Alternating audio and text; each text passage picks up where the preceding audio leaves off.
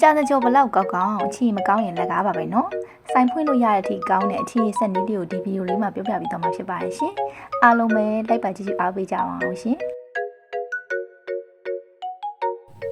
မကြီးသီးမဲ့နဲ့ထညက်အရင်ဖြော်ထားတာကိုအရင်ဆုံးပွက်ဆူတဲ့အထိအရင်ထက်အရင်ကြိုးပါမယ်နော်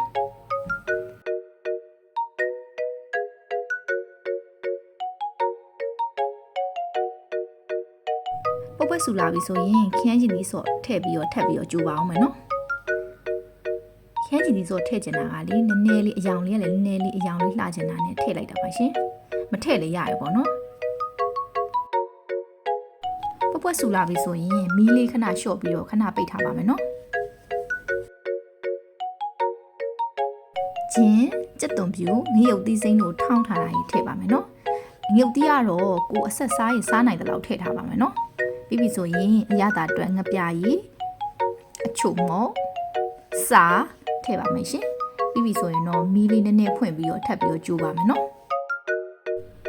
ကဲအိမ်မှာအလွယ်တကူလုံနိုင်ပြီးတော့ဆိုင်ကအရသာအတိုင်းကောင်းတဲ့အချီလေးရပါပြီရှင်ကြာစံကြောနဲ့တွဲစားစားထမင်းစီစမ်းလေးကိုအကျော်လေးနဲ့တွဲစားစားအရသာရှိတဲ့အချီလေးပါနော်အားလုံးကိုကျေးဇူးတင်ပါတယ်ရှင်နောက်ဗီဒီယိုလေးမှာပြန်တွေ့ကြမယ်နော်ဘိုင်ဘိုင်ပါ